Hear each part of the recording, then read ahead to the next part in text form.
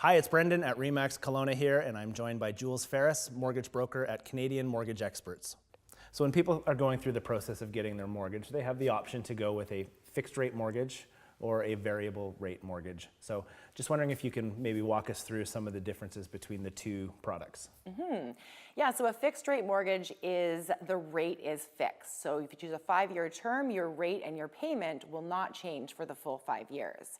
A variable rate mortgage can fluctuate, so it's based on the Bank of Canada prime rate. You're guaranteed your increment. So ultimately, it's going to be Bank of Canada prime minus, let's say, 1%. You're guaranteed the 1%. That won't change for 5 years, but what can change is the Bank of Canada prime, of course. So your interest rate and payment can go up or down throughout that 5-year period.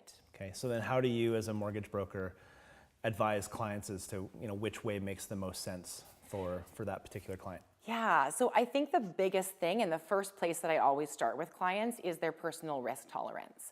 So if I have a client where their budget is not going to support an increase in payment, or they have just no risk whatsoever, they're going to lose sleep over one interest rate increase, then that's a variable rate is not the right product for them. And I suggest they go into a fixed rate. It's still a really low interest rate and they're going to do well. If they have, a little bit of risk tolerance and they're comfortable with the fact that rates can change slightly, I think that variable is a great way to go, especially right now. As long as the spread is enough between the fixed and the variable, it's a great program. So the variable is typically a little bit lower than the fixed. Is that It right? is, usually, and right now especially, there is quite a difference between a fixed and a variable, and the variable is lower. Yeah. So if you look over, the last 5 or 10 or 20 years, is there, does one tend to outperform the other? Like, rolling the dice on a variable rate mortgage, do you usually come out ahead or not so good? Or I guess it kind of depends. Yeah, so historically, variable rates have outperformed fixed, and that's based on a calculation of penalties that they would pay as well as interest savings. So variables have performed better than fixed have. Okay.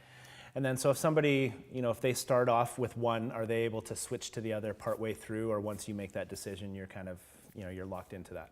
Yeah, good question. So you're never locked into a variable rate mortgage. If you take it and decide down the road that you're really concerned with where rates are going and want to lock in, you can always lock into a fixed rate at any time without penalty. So then are you able to go from a fixed rate over to a variable partway through your term? You're not. Once you're in a fixed rate, that's where you are, and that cannot be changed. So variable rate does offer more flexibility where you can either stay with a variable or convert to fixed.